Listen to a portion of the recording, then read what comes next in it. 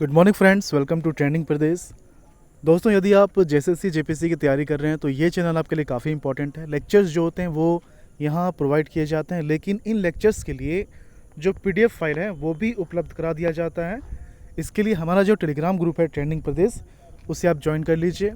और पीडीएफ के साथ साथ जो क्वेश्चन यहाँ आपको बताया जाएगा उन्हीं क्वेश्चन को आप एक बार फिर से रिवाइज कर सकें, इसलिए क्विज़ फिर से ऑर्गेनाइज कराया जाता है टेलीग्राम में ही। तो पीडीएफ और क्विज़ दोनों टेलीग्राम में मिलेगा आपको। ओके, तो यूट्यूब चैनल और टेलीग्राम दोनों ही इम्पोर्टेंट है।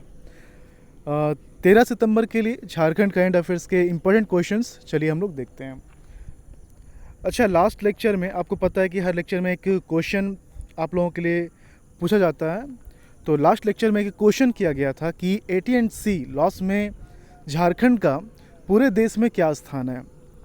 तो किसी ने सही जवाब इसका नहीं दिया, इनफैक्ट जवाब ही नहीं दिया। तो मैंने बताया था, थोड़ा सा हिंट दिया था कि AT&C होता क्या है।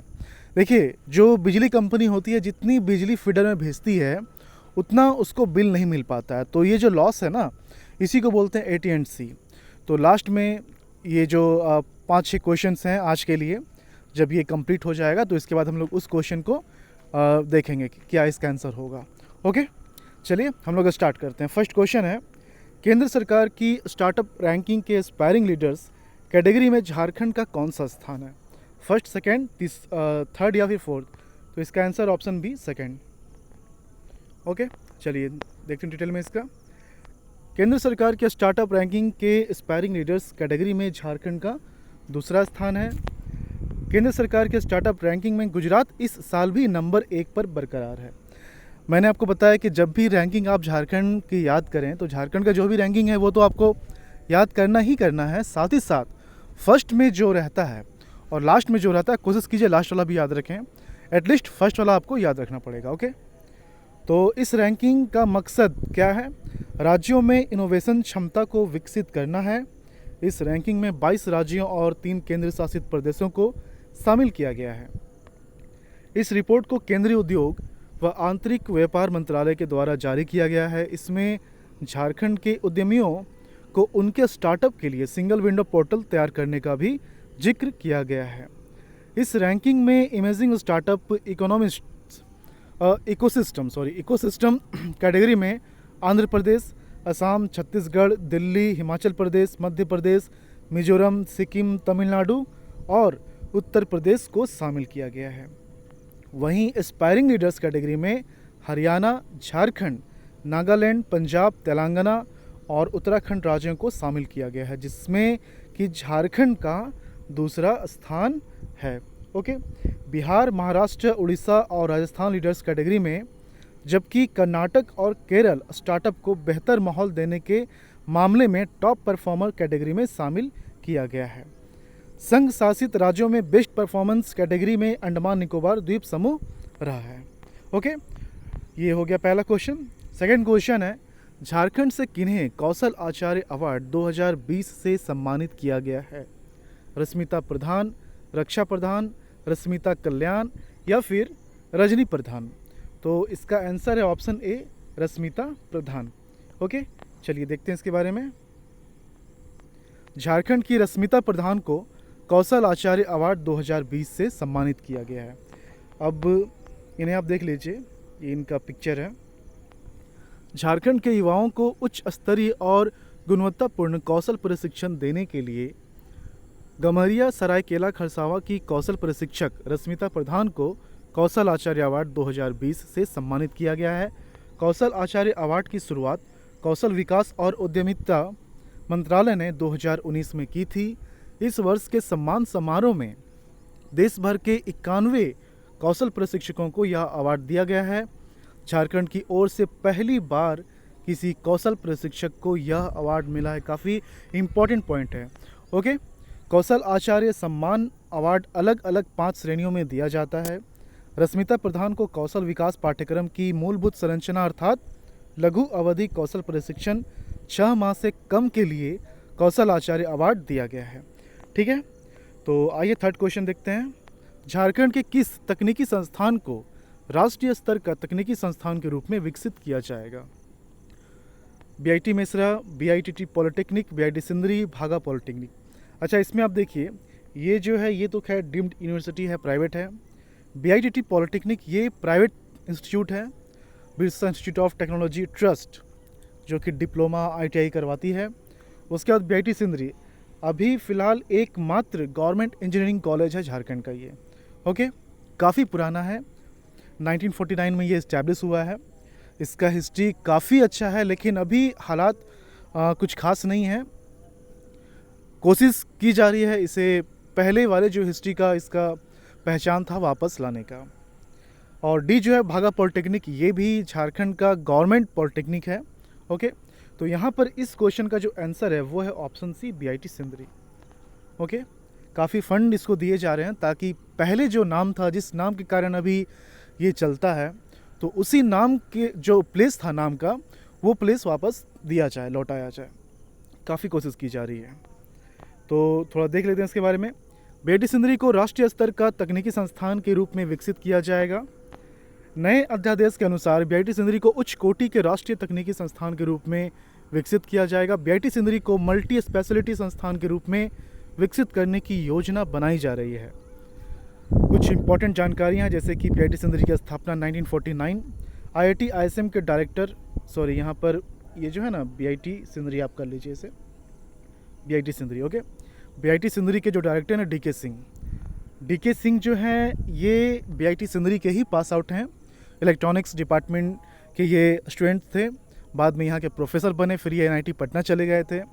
और एनआईटी पटना में जब ये इलेक्ट्रॉनिक्स के हेड थे, तभी इन्हें डायरेक्टर बनने का ऑफ़र मिला। इन्होंने इंटरव्यू दिया जेपीसी के थ्रू जो होता है, और फाइनली ये डायरेक्टर बने हैं बीआईटी सिंदरी के। तो काफ़ी अच्छा काम कर रहे हैं, फ़ंड को अच्छा से यूटिलाइज़ किया जा रहा है, और सभी लोग उम्मीद लगाए रखें कि इनका जो पहले इस इंस्टीट्यूट का जो पहले का पहचान था वो लौटाया जाए। काफ़ी बड़ा इंस्टीट्यूट है। स्थापना के समय इसको बिहार इंस्टीट्यूट ऑफ टेक्नोलॉजी के नाम से जाना जाता है। चलिए फोर्थ क्वेश्चन देखते हैं। स्टार्टिंग में यहाँ पर इसका मतलब ये कि जब स्टार्टिंग में ये इस्टेब्लिश हुआ था तो इसका नाम था बिहार इंस्टीट्यूट ऑफ टेक्नोलॉजी। उसके पहले भी इसमें जो थे क्या कि ये सिंदरी में नहीं था, शुरुआत में ये पटना में ही था। तो पटना में सिर्फ इलेक्ट्रिकल और मैकेनिकल की पढ़ाई होती थी, बाद में ये सिंदरी शिफ्ट हुआ। तो बहुत सारी कहानियाँ हैं इसकी, 1949 से इस्टेब्लिश है तो डेफिनेटली बहुत सारी कहानियाँ होंगी। आइए फोर्थ क्वेश्चन देखते हैं। झारखंड सरकार ने ऐतिहासिक स्थलों के संरक्षण और विकास के लिए कितने करोड़ रुपए की राशि स्वीकार की है? तो यहाँ पर डेटा वाला क्वेश्चन है, आपको एग्जैक्ट फिगर याद रखना है। और एग्जैक्ट फिगर कैसे याद होगा? जब आप इसी क्वेश्चन को 2-3 बार पढ़ लेंगे तो आपको एग्जैक्ट फिगर याद हो जाएगा। ओके, इसका आंसर है ऑप्शन ए, 374.80। ओके, देखिए, झारखंड सरकार ने ऐतिहासिक स्थलों के संरक्षण और विकास के लिए 374.80 करोड़ रुपए की राशि स्वीकार की है। धारा 275(1) के तहत राज्य के ऐतिहासिक संस्थाओं को संरक्षित करने के लिए चल रही योजनाओं के लिए राज्य सरकार ने 374.80 करोड़ रुपए की राशि स्वीकार की है। सरायकेला में बिरसा स्टेडियम के उन्नयन, अनुसूचित क्षेत्रों में पीसीसी पाथ, कलवट और पुलिया निर्माण के लिए कुल 124.93 करोड़ रुपए खर्च किए जाने का प्रस्ताव है।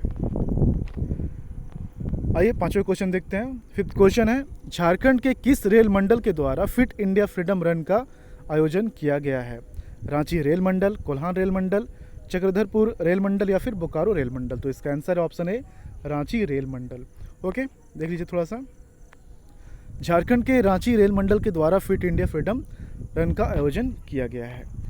इसमें सभी कार्यालय, डिपो तथा कॉलोनी के लोगों ने भाग लिया। इसमें भूतपूर्व तथा वर्तमान राष्ट्रीय और अंतर्राष्ट्रीय खिलाड़ी, कर्मचारी और उनके परिवार के सदस्य भी शामिल हुए। ठीक है। छठा क्वेश्चन है, झारखंड में किस बैंक के द्वारा 1 से 15 सितंबर तक हिंदी पखवाड़ा का आयोजन किया जा रहा है? State Bank of India, Union Bank of India, Bank of India या फिर झारखंड ग्रामीण बैंक? तो इसका आंसर है option B, Union Bank of India. Okay, Jharkhand में Union Bank of India bank के द्वारा 1 से 15 सितंबर तक हिंदी पखवाड़ा का आयोजन किया जा रहा है। इस पखवाड़ा के आयोजन का उद्देश्य लोगों के बीच हिंदी भाषा के प्रति जागरूकता लाना है। इसके प्रयोग के लिए मानसिकता बदलने और झिझक दूर करने की ज़रूरत है। ग्राहकों से उनकी अपनी भाषा में कार्य कर आपसी संबंधों को और गहरा बनाया जा सकता है। कुछ और चीज़ें हैं जैसे कि यूनियन बैंक ऑफ इंडिया की स्थापना 11 नवंबर 1919, 100 वर्ष पहले लगभग। Managing director and chief executive officer जो हैं अभी कौन है? राजकिरण राय जी। ओके, तो ये जो हैं 6 इंपॉर्टेंट क्वेश्चंस थे 13 सितंबर के लिए। अब आते हैं हम लोग लास्ट लेक्चर के क्वेश्चन में। लास्ट लेक्चर में क्वेश्चन किया गया था आप लोगों से कि रेटिंग एजेंसी क्रिसिल के अनुसार AT&C, ये इस तरह से है AT&C। ओके, तो AT&C हानि में झारखंड का पूरे देश में कौन सा स्थान है? या इंग्लिश क्वेश्चन देखिए, according to rating agency CRISIL which place does Jharkhand have in the entire country in AT&C loss. तो यहाँ थोड़ा सा हिंट दिया गया था कि बिजली वितरण कंपनी जितनी बिजली फीडर में डालती है और जितनी बिजली की बिलिंग करती है, इस अंतर से AT&C हानि की गणना की जाती है। मतलब कि ये जितना ज़्यादा होगा उतना ही हानि होगा। और डेफिनेटली अगर ज़्यादा हानि है तो इसका मतलब क्या हो रहा है कि कहीं ना कहीं बिजली चोरी हो रही है। इसलिए आप जितना बिलिंग कर रहे हैं और जितना आपने बिजली दिया वो आपको मिल नहीं रहा, उतना बिलिंग आपको मिल नहीं रहा है, पैसा मिल नहीं रहा है। डेफिनेटली कहीं ना कहीं चोरी हो रही है। तो इसमें भी झारखंड काफ़ी आगे है। आप देखिए इसे, इस हानि में सबसे ज़्यादा हिस्सेदारी बिजली चोरी की होती है। यानी लोग बिजली तो इस्तेमाल करते हैं लेकिन उसके लिए कोई भुगतान नहीं देते हैं। देखिए लॉसेस तो होते हैं, ट्रांसमिशन लॉसेस होते हैं, लेकिन काफ़ी हद तक बिजली चोरी का भी इसमें योगदान होता है। ट्रांसमिशन लॉसेस हो गया, फिर फॉल्ट हुआ उसके कारण कुछ लॉसेस हो गया, तो वो अलग चीज़ है, वो भी इसमें काउंट होता है। ऐसा नहीं कि इसमें वो काउंट नहीं होता है, वो भी काउंट होता है। लेकिन इसमें जो है मेन जो पार्टिसिपेशन होता है वो बिजली चोरी की ही होती है। ओके, पूरे भारत देश में इस हानि का प्रतिशत 18.90% है, लेकिन सरकार का लक्ष्य इसे घटाकर कम से कम अधिक से अधिक 15 तक लेकर जाना है। ओके, बिजली चोरी में टॉप 5 स्टेट्स जो हैं, सबसे पहले बिहार और उसके बाद झारखंड, फिर उत्तर प्रदेश, मध्य प्रदेश, राजस्थान। तो ये जो है बिहार और झारखंड टॉप में है। ओके, चलिए आज के लिए आपका क्वेश्चन है, झारखंड राज्य के ग्रामीण विभाग का पहला ऐसा कौन सा अभियान है जिसकी सोशल ऑडिट किया गया है? ओके, मनरेगा अभियान, बोले मजदूर अभियान, मजदूर अभियान या फिर मजदूर बोले अभियान। अगर आपने सिर्फ थोड़ा सा देखा है तो आप कंफ्यूज कर जाएंगे। इसलिए मैं हमेशा कहता हूँ कि एग्जैक्ट अब देखते हुए चलना, वो अप्रोक्सीमेट वाला दिन चला गया है। ठीक है, तो चलिए हम लोग, अच्छा आप अपना जो आंसर है वो कमेंट करके बताएं। और आपको पता है कि JSSC का एग्ज़ामिनेशन डेट जो है वो काफ़ी जल्द आपको पता चल जाएगा। ये जो मुहिम चल रहा है ट्विटर में, और 15 से 22 सितंबर तक जो मुहिम चलाया जाना है, उसका रिज़ल्ट आप लोगों को काफ़ी पॉजिटिव वे में देखने मिलेगा। तो आप अपनी तैयारी को किसी भी हाल में कॉम्प्रोमाइज़ ना करें, अपनी तैयारी में जुटे रहें। जिस तरह से आप पढ़ रहे हैं पढ़ते चले जाएं। ओके, क्योंकि ये देखा जा रहा है जितने लोगों से क्वेश्चन किया जाता है वो कमेंट करके सही आंसर देते हैं। तो इससे पता चलता है कि आप रेगुलर वे में करंट अफेयर को पढ़ रहे हैं। और डेफिनेटली अगर आप करंट अफेयर पढ़ रहे हैं तो बाकी सब्जेक्ट्स भी पढ़ रहे होंगे। ओके, चलिए मिलते हैं झारखंड के अगले वीडियो में। धन्यवाद।